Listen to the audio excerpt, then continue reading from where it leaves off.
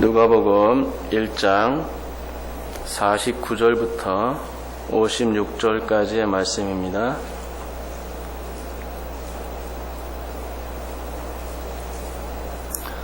우리 교독해서 49절부터 56절까지 읽겠습니다. 제가 먼저 읽습니다. 능하신 이가 큰 일을 내게 행하셨으니 그 이름이 거룩하시며 그의 팔로 힘을 보이사 마음의 생각이 교만한 자들을 흩으셨고 줄이는 자를 좋은 것으로 배불리셨으며 부자는 빈손으로 보내셨도다. 우리 조상에게 말씀하신 것과 같이 아브라함과 그 자손에게 영원히 하시리로다 하니라. 마리아가 석 달쯤 함께 있다가 집으로 돌아가니라. 아멘. 마리아의 기도는 46절부터 시작되는데 오늘은 49절부터 봤습니다. 46절부터 56절까지는 48절까지는 지난번 설교 때 했기 때문에 오늘은 49절부터 56절까지만 살펴보겠습니다. 지난번 설교에서는 마리아가 주님을 찬양한 이유에 대해서 살펴보았습니다. 마리아는 비천한 자신을 돌보시고 여인 중에 복이 있는 여인으로 만들어주신 주 하나님께 대한 감사를 드렸습니다. 아무것도 아닌 자신을 하나님께서 선택하시고 또 비천한 자신을 세상을 구원할 메시아의 어머니로 삼아주신 것에 대한 기쁨의 그런 감사를 찬양 형식으로 드린 것입니다. 그러므로 우리도 마리아처럼 하나님께서 우리에게 주신 일들을 찾아보자는 그런 설교를 제가 드렸고 또 은혜를 찾았다면 그에 대한 찬양을 하나님께 마리아처럼 올려드리자라는 내용이었습니다. 우리는 마리아처럼 하나님을 찬양할 이유가 분명히 있습니다. 하나님께서 분명히 우리에게 은혜를 베푸신 것이 확실하기 때문입니다. 구원의 은혜가 우리에게 주어진 것입니다. 그래서 우리는 마리아처럼 복 있는 사람이고 그러기 때문에 기뻐할 수 있고 주님을 찬양할 수가 있는 것이죠. 자격 미달인 비천한 우리를 찾아와 주셔서 구원의 큰 기쁨에 감동의 은혜를 주신 것입니다. 마리아의 기도는 찬양으로 시작되었죠. 그리고 찬양으로 마쳐집니다. 그래서 그녀의 기도는 기도 형식을 취하면서도 내용상에 있어서는 찬양의 형태를 갖춥니다. 지난 시간이 이어지는 오늘 본문도 마찬가지입니다. 크게 보면 기도의 형식이지만 그 안에 그 알맹이, 그 내용을 살펴보면 온전히 하나님을 찬양하는 내용으로 담겨져 있다는 것이죠. 그러면 오늘 마리아는 본문을 통해서 어떤 기도를 드리고 있을까요? 여러분과 함께 마리아의 기도와 그녀의 찬양에 대해서 살펴보고 신앙의 도전이 되었으면 합니다.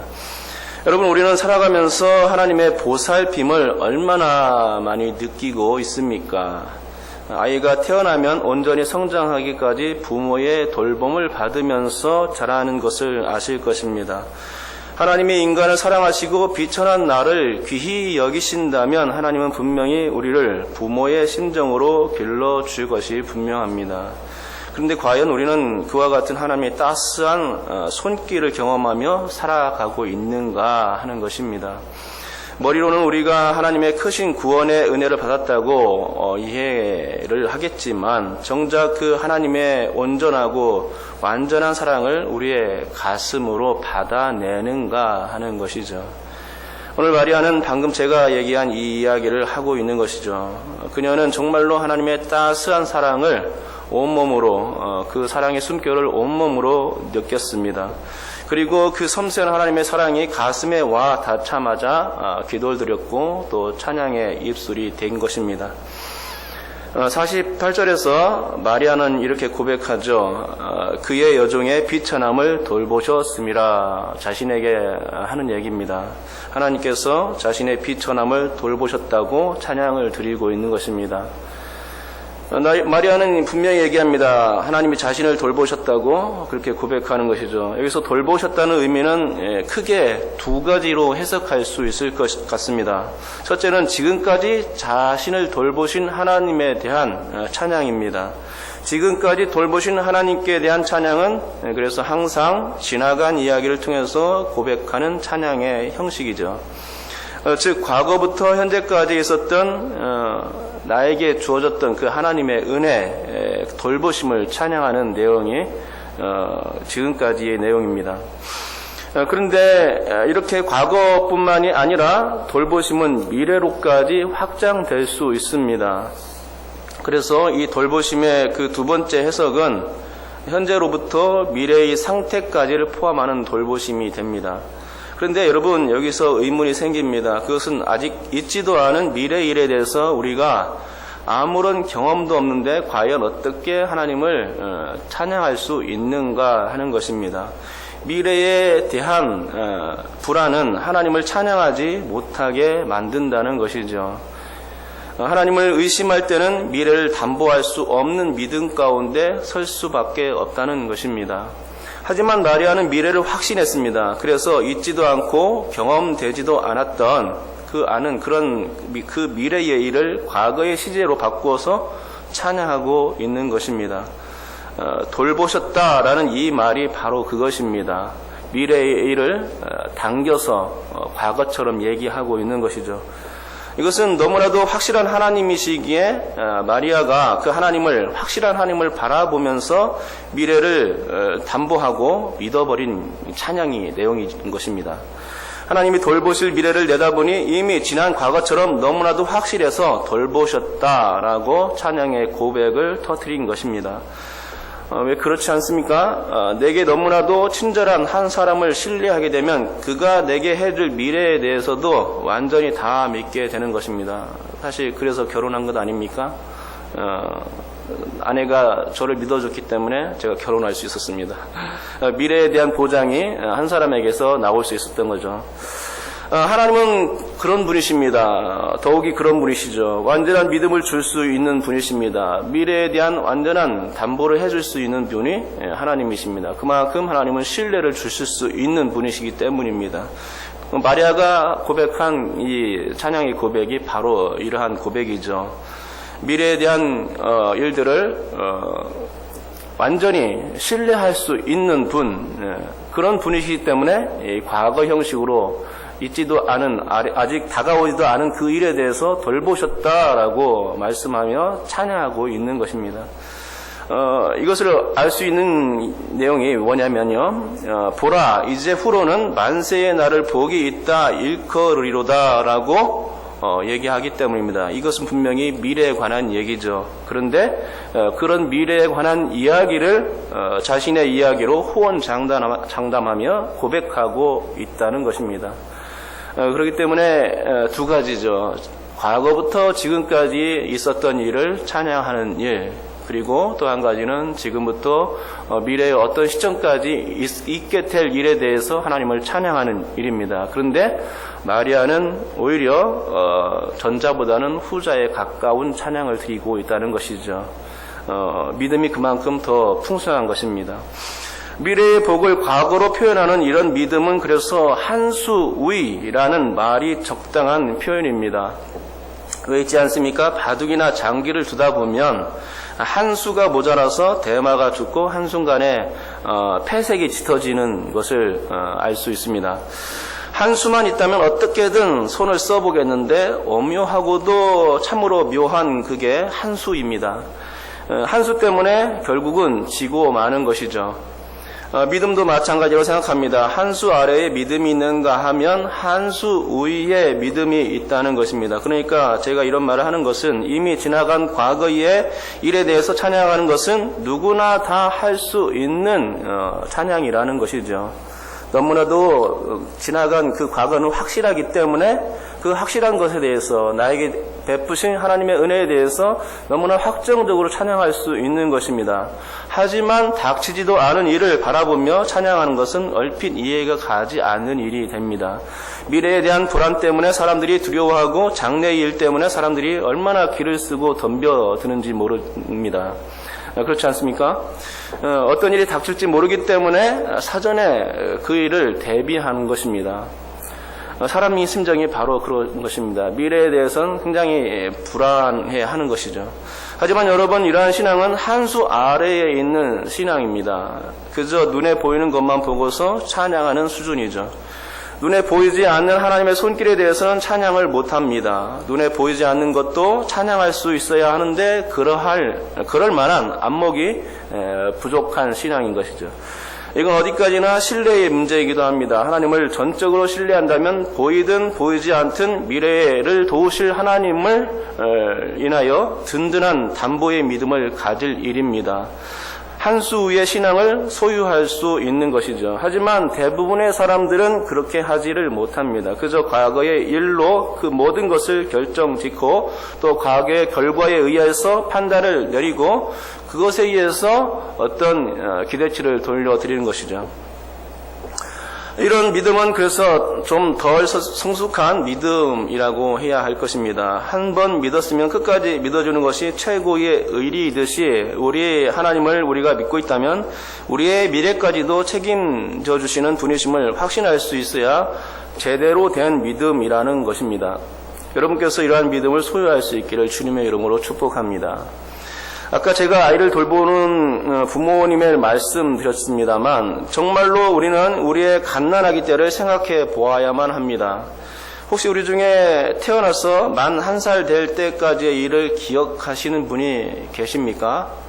한 분도 없을 것입니다. 하지만 우리가 기억하지 않는다고 해서 부모님의 보살핌이 없었다고 말할 사람이 있겠습니까? 내가 기억이 안 나는데 설마 우리 엄마가 나를 잘 키웠겠어? 우리 아빠가 나를 잘 돌봐줬겠어? 라고 말할 사람이 있겠느냐는 말이죠. 없습니다.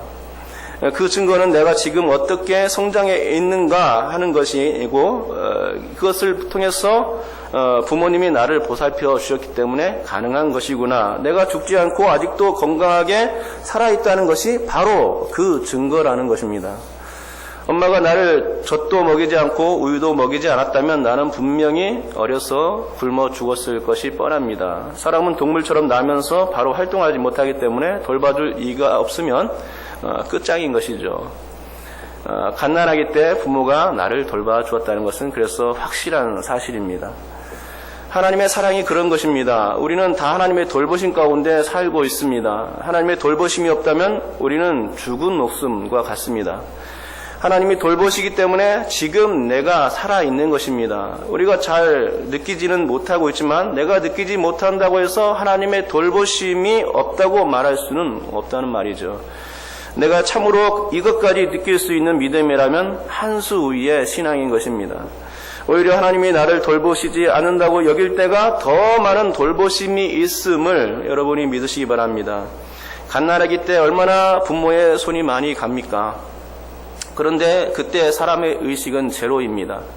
어딘가는 움직이는 것 같고 웃는 것 같고 우는 것 같은데 갓난아기 본인은 아무것도 의식하지 못하는 때라는 것입니다. 하지만 그러면서도 그때에는 아주 최고의 대우를 받는 시기라는 말입니다. 그러니까 불만은 금물입니다. 불평은 사라져야 합니다. 지금 나를 돌보시지 않는다고 하나님을 원망할 이유는 전혀 없는 것입니다. 왜냐하면 지금 불평하는 바로 지금 이 시간에 하나님은 더 많이, 더 억수로 많이 나를 돌보시고 계시기 때문입니다. 다른 그 어느 때보다도 더 많이 돌보시고 계신다는 사실을 우리는 알 수 있는 것이죠. 장차 있을 미래까지도 내다보시며 우리를 좋은 길로 이끌어 주시는 분이 그래서 하나님이시라는 것입니다.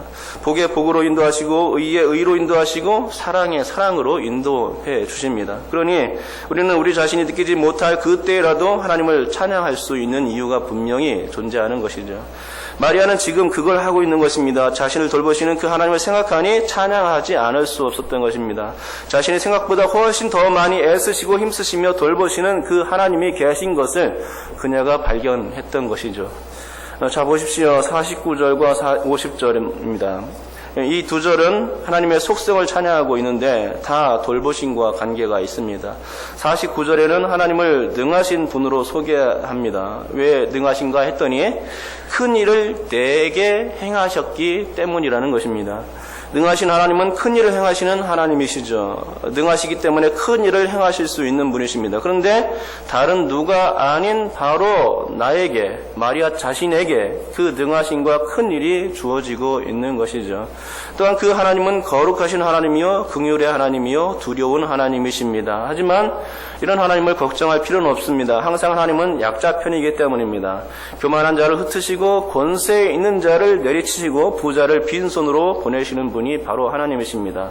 또 대신에 겸손한 자를 세우시고 비천한 자를 높이시며 줄인 자들에게 배불리시는 분이 하나님이십니다. 겸손한 자, 비천한 자, 줄인 자는 바로 여러분입니다. 나 자신입니다. 그것은 마리아이고 우리 자신들이란 얘기죠. 하나님이 마리아처럼 우리를 돌보시는 것입니다. 하나님이 마리아를 긍휼히 여기시고 도우셨듯이 우리를 도우시고 기억해 주신다는 말씀입니다. 하나님의 긍휼이 주님을 의지하는 자를 향해 나를 향해서 있다는 사실입니다. 여러분, 이 사실이 믿어집니까? 이 사실이 믿어져야 합니다. 하나님의 은혜가 나를 향해 있다는 사실, 이 사실이 믿어져야만 합니다. 하나님 은혜가 내게 머물러 있다는 사실, 이것이 보여져야 합니다. 그래야 한 수 위의 신앙을 가진 것이고 축복받을 믿음이라고 할 수 있겠습니다. 우리 다 같이 55절을 한번 같이 읽겠습니다. 55절 읽도록 하겠습니다. 시작. 우리 조상에게 말씀하신 것과 같이 아브라함과 그 자손에게 영원히 하시리로다 하니라. 아멘. 하나님의 사랑은 처음부터 열방을 향해 있었습니다. 하나님의 예수 그리스도를 보내주신 것은 우리를 향하신 긍휼이었습니다. 아브라함과 그 자손이란 저 이스라엘 민족만을 위한 말이 아닙니다. 이 말은 영적인 의미로 받아야 하고 더 확장될 필요가 있습니다. 왜냐하면 예수님이 이 땅에 오신 이유는 이스라엘만을 위해서 오신 것이 아니기 때문입니다. 이스라엘만이 아니라 열방을 구원할 원대한 계획이 그 가운데 있었기 때문입니다. 그래서 이스라엘 자손, 이것은 좀 더 확대되어서 영적 이스라엘로 봐야 되겠죠. 2000년 전에 십자가에서 구원을 완성하신 우리 주님은 그 과거의 시점에서 벌써 우리를 향한 사랑의 손길을 내밀고 계셨던 것입니다. 주님은 보이지 않는 미래를 보시고 자신의 몸을 던지신 것입니다. 우리를 구원하시기 위해서 그렇게 고난을 당하시며 피를 흘리시고 죽어가셨던 것입니다. 주님의 원대한 구원의 계획 가운데 미래가 있었고 미래에 구원받을 축복의 주인공은 바로 우리들 한 사람 한 사람이었던 것입니다.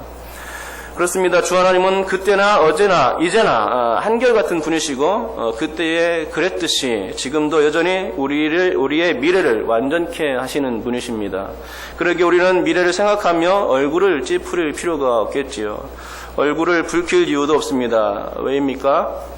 왜냐하면 주님께서 너무나도 확실한 미래를 우리에게 준비해 주실 것이기 때문입니다. 그러므로 우리를 향하신 바로 이러한 주님의 계획을 보면서 우리는 찬양의 소리를 높이 발할 수가 있는 것입니다. 그 찬양의 형식은 과거 형식이죠. 돌보셨다라고 찬양할 수가 있는 것입니다. 여러분께서 이러한 한 수 위의 신앙을 오늘 또 가짐으로써 주님을 찬양하고 기도드림으로써 오늘 또 주님께서 나를 역시 돌보시고 계시구나 하는 것을 여전히 느끼시고 그럼으로써 오늘 하루가 승리의 하루가 될 수 있기를 주님의 이름으로 축복합니다.